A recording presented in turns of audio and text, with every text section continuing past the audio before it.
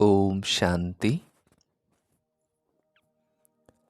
ओम शांति।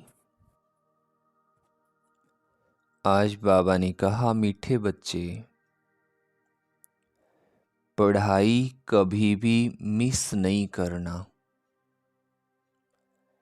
पढ़ाई का शौक तब रहेगा जब पढ़ाने वाले बाबा में पूरा निश्चय होगा, अटूट निश्चय होगा। निश्चय बुद्धि बच्चे ही सेवा कर सकेंगे।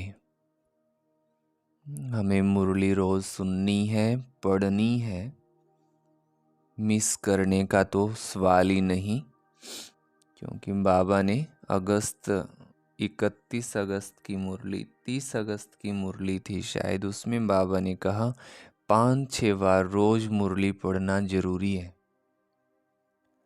तो आज भी बाबा कहे, ऐसी पढ़ाई का शौक भी उनको रहेगा जिनका बाबा में अटूट निश्चय है।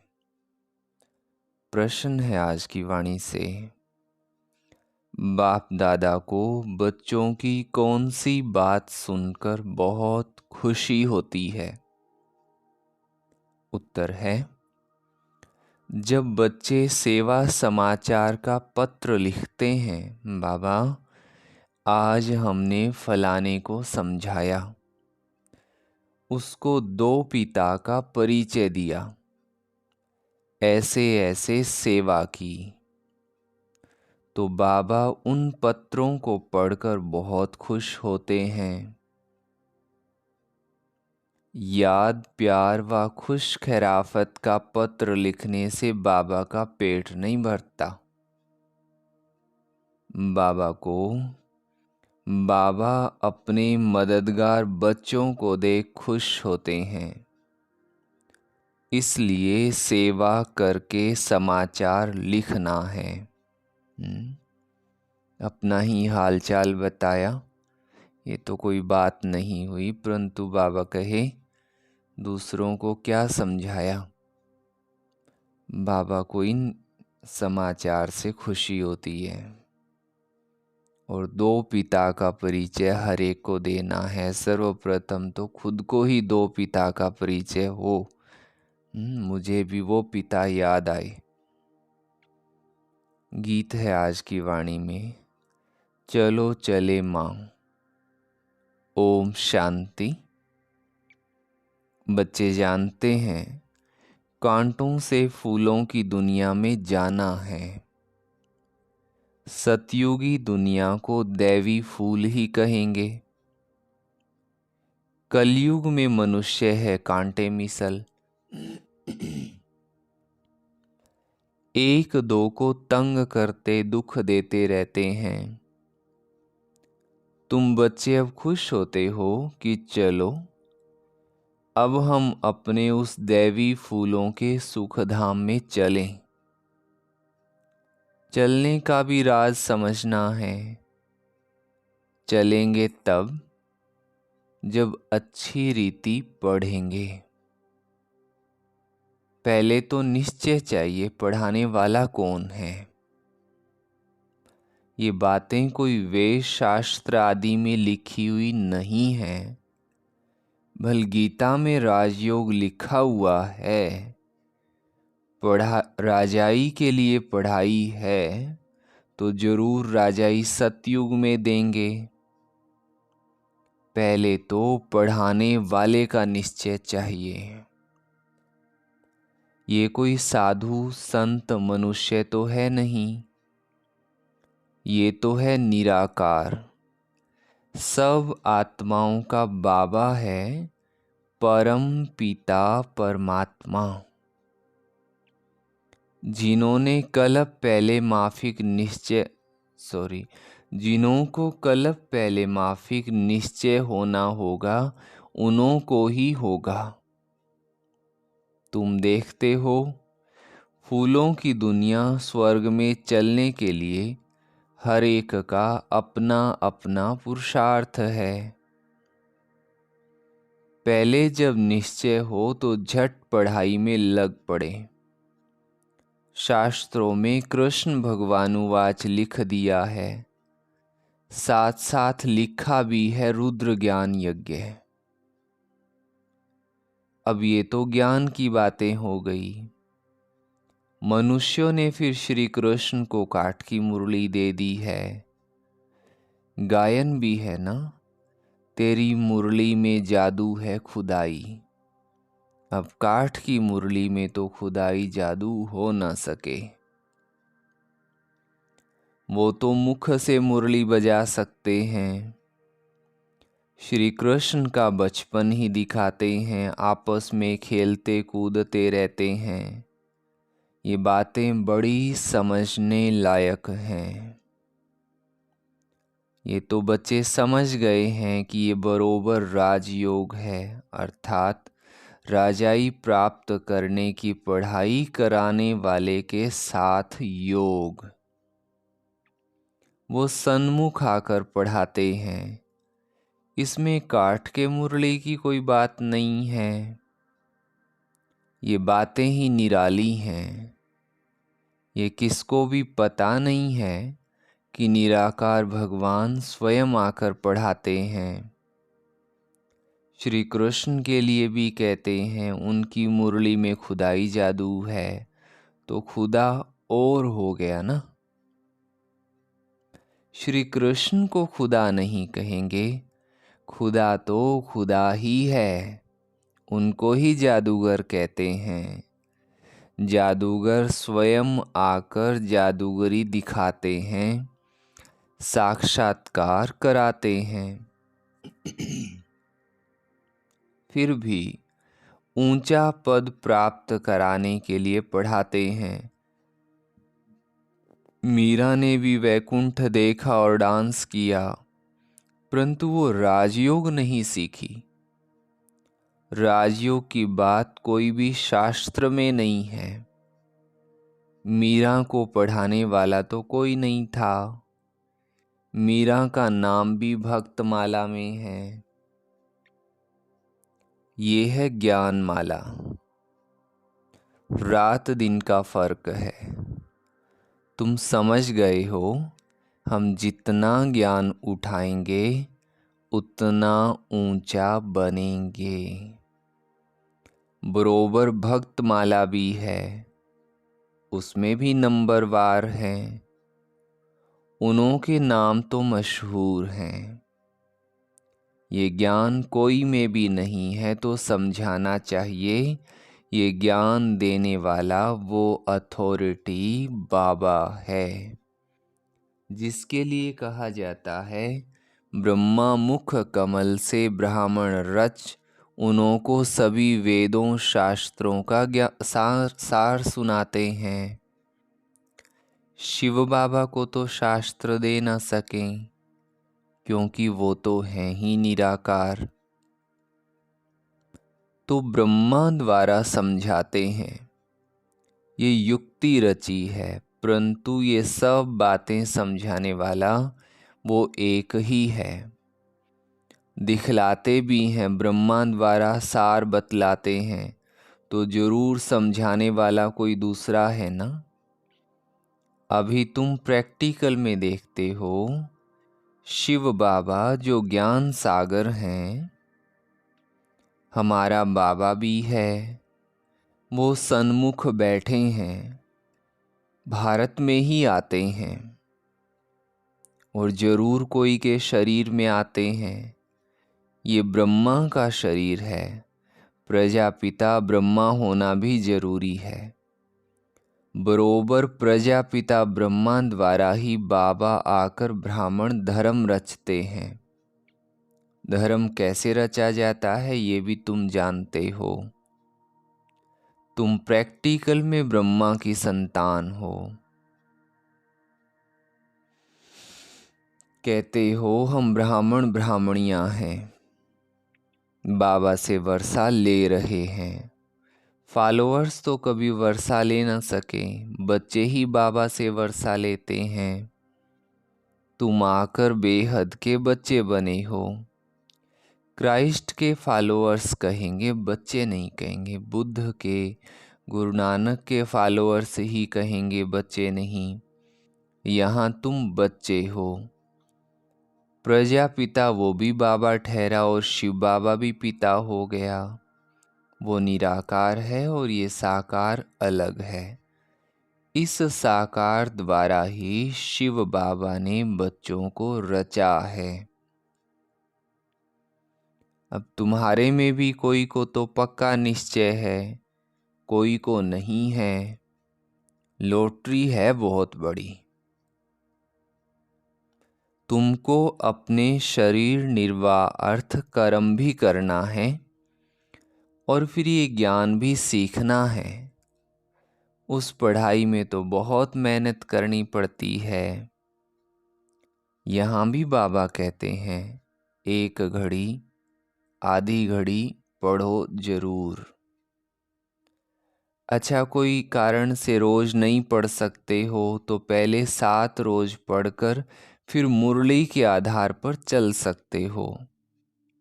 लक्ष्य पकड़ लिया है, बाकी है टाल डाल पत्ते आदि को समझना। वो सब भी चक्र में आ जाता है। तुमको 84 जन्मों का राज भी समझाया है। झाड़ में डिटेल है, चक्र में नटशेल है। समझाया भी है ये वैरायटी मनुष्य सृष्टि के धर्म है। पहले एक धर्म रहता है, फिर वृद्धि होती है। झाड़ भी दिखाया है कैसे फाउंडेशन निकलता है, कितना सहज राज है। ड्रामा और झाड़ को समझना है, बुद्धि में धारण करना है और दूसरों को समझाना है। 2 पिता की पॉइंट तो जरूर समझानी है। बेहद के बाबा से स्वराज मिलता है, इसलिए राजयोग जरूर सीखना पड़े।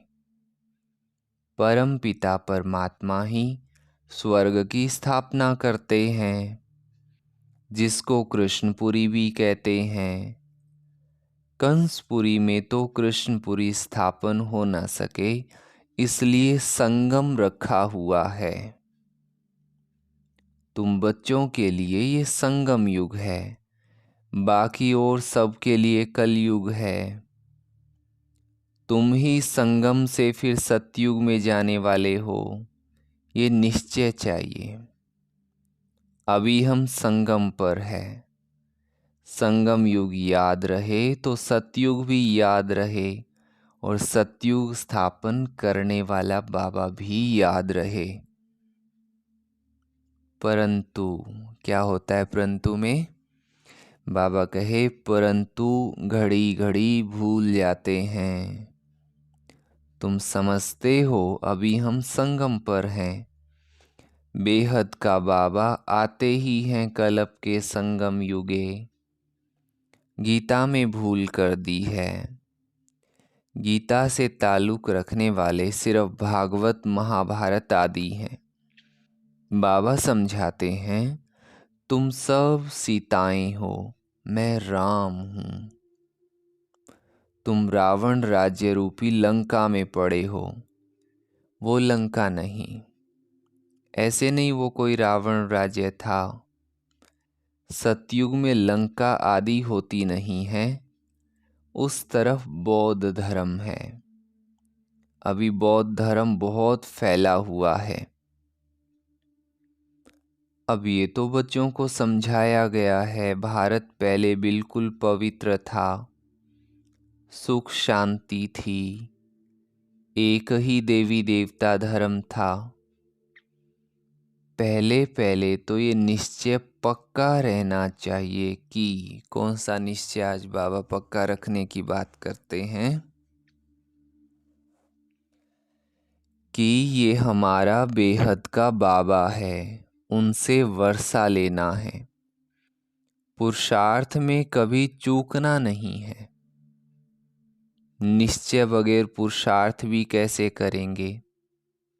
बाबा पढ़ाते हैं, उनसे स्वर्ग का सदा सुख का वर्षा मिल रहा है, ये तो सर्टेन है।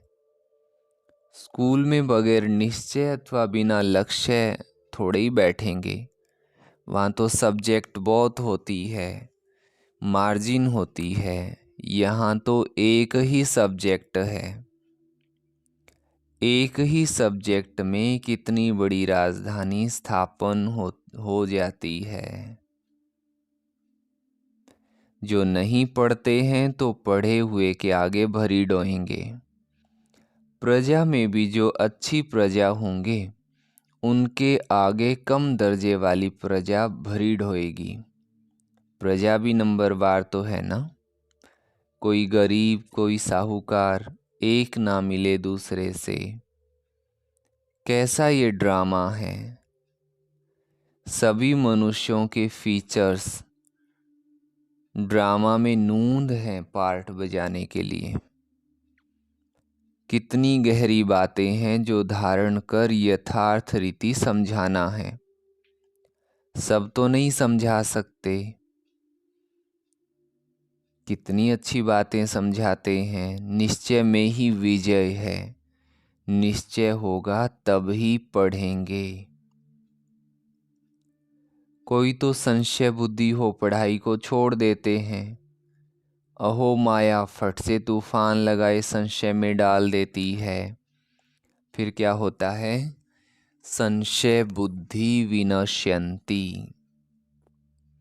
चढ़े तो चाखे वैकुंठ रस, गिरे तो चकना चूर। फर्क तो बहुत है। गिरे तो एकदम चंडाल, चढ़े तो एकदम बादशाह। सारा पढ़ाई पर मदार है।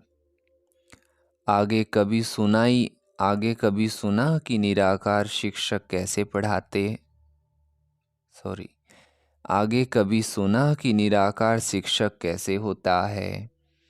अभी शिव बाबा द्वारा तुम सुनते हो। तुमको निश्चय हुआ है मैं तुम्हारा पिता हूँ, पतित पावन भी हूँ, ज्ञान का सागर भी कहते हो। ज्ञान से चक्रवर्ती राजा बनना है, ये निश्चय होना चाहिए ना। निश्चय में ही माया विघन डालती है।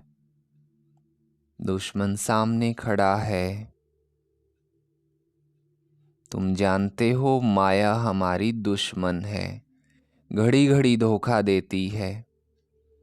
पढ़ाई में संशय डाल देती है।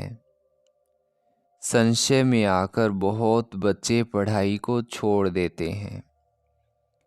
पढ़ाई को छोड़ा माना बाबा टीचर सतगुरु को भी छोड़ दिया। वो तो गुरु बदलते रहते हैं, अनेक गुरु करते हैं। ये तो एक ही सतगुरु है। ये अपनी महिमा नहीं करते हैं। बाबा अपना परिचय देते हैं। भक्त लोग गाते हैं ना, शिवाय नमः, तुम मात पिता हम बालक तेरे। लेकिन बाबा कहते जानते कुछ भी नहीं है, सिर्फ कहते रहते हैं, पूजा करते रहते हैं। तुम अभी जान गए हो शिव कौन है। कौन है शिव? वो हमारे बाबा हैं। शिव के बाद आते हैं ब्रह्मा सरस्वती। लक्ष्मी नारायण तो बाद में आते हैं। पहले शिव बाबा, फिर ब्रह्मा विष्णु शंकर। बाबा कहते हैं मैं पहले पहले ब्रह्मा में प्रवेश करता हूँ, इनको पहले रचता हूँ। ब्रह्मा द्वारा स्थापना, फिर ब्रह्मा ही विष्णु बन पालना करते हैं। ये सब पॉइंट नोट करनी चाहिए। मुरली सुनते समय कापी पेन साथ में हो तो मुख्य मुख्य पॉइंट नोट कर ले। नहीं तो क्या होता है, मुरली सुन ली और पूरा स्लेट साफ हो जाती है। साथ के साथ कोई पूछे आज क्या कहा बाबा ने मुरली में, तो अचंभे से देखना शुरू होते हैं। मुरली तो बहुत अच्छी थी, पर क्या था मुरली में? तो बाबा के नोट करना है। फिर किसको समझाने की कोशिश करनी चाहिए? कोई तो बहुत अच्छा समझाते हैं, बाबा की तो बात ही अलग है। कभी शिव बाबा समझाते, कभी ये भी समझाते हैं। तुम हमेशा समझो शिव बाबा ही समझाते हैं। शिव बाबा को याद करने से विकर्म विनाश होते हैं।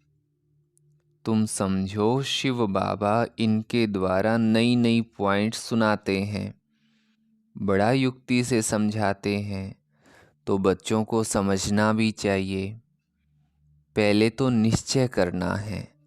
7 रोज में भी रंग अच्छा लग सकता है, परंतु माया भी बहुत तीखी है।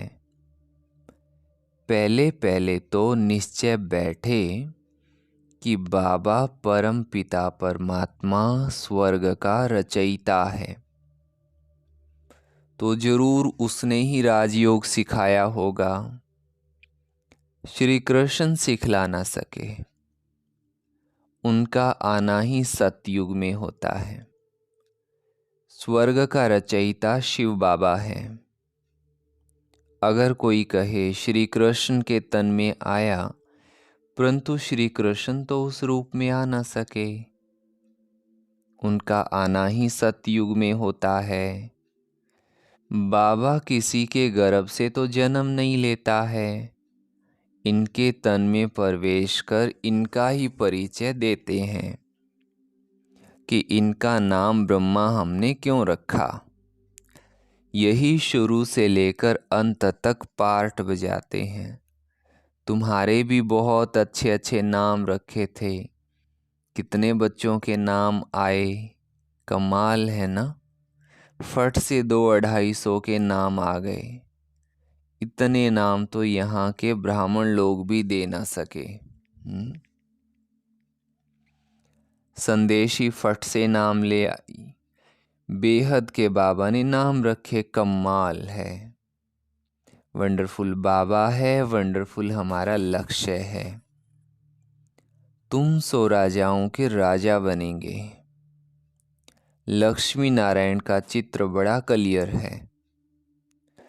ऊपर में त्रिमूर्ति का चित्र बड़ा एक्यूरेट है। 84 जन्म भी जरूर लेने हैं। कलयुग का अंत पतित, सतयुग की आदि पावन। बच्चों को सेवा का सबूत देना चाहिए। बाबा हमने भी ये छोटे छोटे पर्चे छपवाए हैं। ऊपर में शिव, त्रिमूर्ति और 2 बाबा का परिचय हो, ये पॉइंट जरूर होनी चाहिए। ऐसे ऐसे पर्चे छपवाकर खूब सेवा करके समाचार देना चाहिए, तब बाबा की दिल पर चढ़ेंगे। चिट्ठी सिर्फ खुश खैराफत की नहीं, सेवा करके समाचार लिखना है कि बाबा ये सेवा हमने की। सिर्फ याद प्यार लिखने से बाबा खुश नहीं होने वाला है। आज फलाने को समझाया, आज उनको उनकी सेवा की, बहुत अच्छा खुश हुआ। ऐसे ऐसे सेवा की समाचार बाबा को लिखना है। 2 पिता की पॉइंट मुख्य है।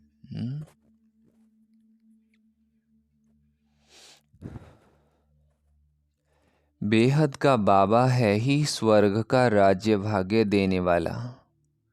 तुम कितने मीठे मीठे बच्चे हो, बाबा समझाते हैं ये सब एडॉप्टेड चिल्ड्रन हैं।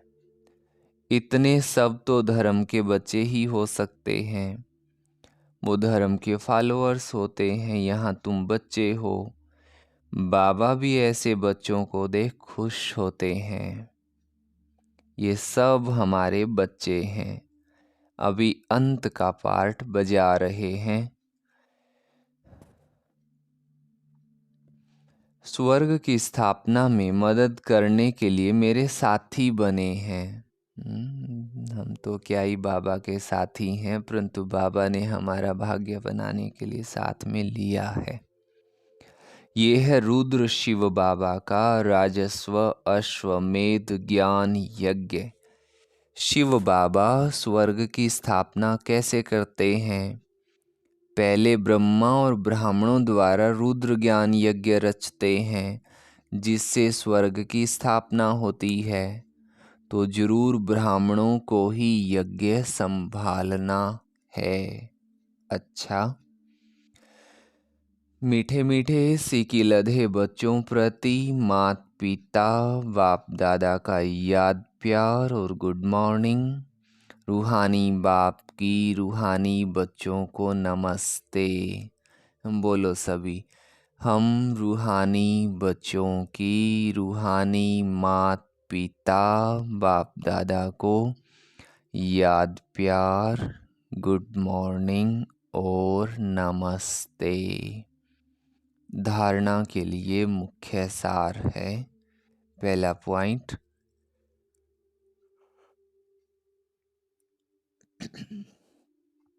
निश्चय बुद्धि बन पढ़ाई करनी है। कभी भी किसी बात में संशय नहीं उठाना है। निश्चय में ही विजय है। कोई भी बात में संशय उठाना नहीं। बाबा पर पूरा विश्वास है तो जीत हमारी पक्की। दूसरी बात है, बाबा का साथी बन स्वर्ग की स्थापना में पूरा मददगार बनना है।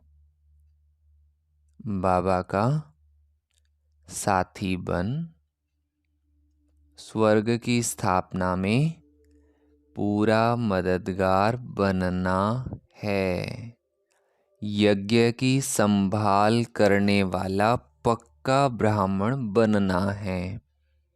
बैठे भले हम कहीं भी है घर गृहस्थ में, परंतु हमारे चिंतन का बहाव यज्ञ की तरफ अवश्य होना चाहिए कि बाबा का सेंटर, बाबा का घर कैसा है, मेरी क्या जिम्मेवारी है, मैं कैसे सहयोग या अपना सेवा दे सकती हूँ। ये हमारा चिंतन चलना चाहिए। ऐसा नहीं मुरली सुनी और बस ओम शांति, ऐसा नहीं। वरदान दिया बाबा ने, ज्ञान स्वरूप बन कर्म फिलोसॉफी को पहचान कर चलने वाले कर्म बंधन मुक्त भव। कई बच्चे जोश में आकर सब कुछ छोड़ किनारा कर तन से अलग हो जाते, लेकिन मन का हिसाब किताब होने के कारण खींचता रहता है। स्थान बदली कर लिया, कहीं दूसरी जगह चले गए, परंतु हिसाब किताब मन का है तो वो तो खींचेगा। बुद्धि जाती रहती है, ये भी एक बड़ा विघन बन जाता है। इसलिए कोई से किनारा भी करना है तो पहले निमित्त आत्माओं से पूछताछ वेरीफाई कराओ, क्योंकि ये कर्मों का सिद्धांत है। जबरदस्ती तोड़ने से मन बार बार जाता रहता है। तो ज्ञान स्वरूप होकर कर्म कहानी, कर्मों की फिलोसॉफी सिद्धांत को पहचानो और वेरीफाई कराओ तो सहज कर्म बंधन से मुक्त हो जाएंगे। स्लोगन है, अपने स्वमान की सीट पर सेट रहो तो माया आपके आगे सरेंडर हो जाएगी। अपने स्वमान की सीट पर सेट रहो तो माया आपके आगे सरेंडर हो जाएगी। अच्छा, ओम शांति। और सभी भाई बहनें ध्यान दें, अपना कमेंट डालना बिल्कुल नहीं भूलना। सभी मुरली सुनने के पश्चात या मुरली शुरू करते ही कमेंट बॉक्स में डालो ओम शांति जी। तो आपके कमेंट्स हम देखते हैं और कुछ भाई बहनें एक्यूरेट मुरली सुनते हैं, उनको बहुत बहुत साधुवाद। ओम शांति जी। अच्छा, आज का स्वमान है, मैं विश्व कल्याणकारी आत्मा हूँ। कौन सी आत्मा हूँ? मैं विश्व कल्याणकारी आत्मा हूँ। ये आज का विशेष स्वमान है, तो हमें इस पर पूरा दिन चिंतन करते रहना है। अच्छा, ओम शांति। और कमेंट डालने की तरफ भी विशेष ध्यान रखना, भूलना नहीं, कमेंट ज़रूर ज़रूर डालना है। अच्छा, सभी को बहुत प्रेम सहित ओम शांति जी।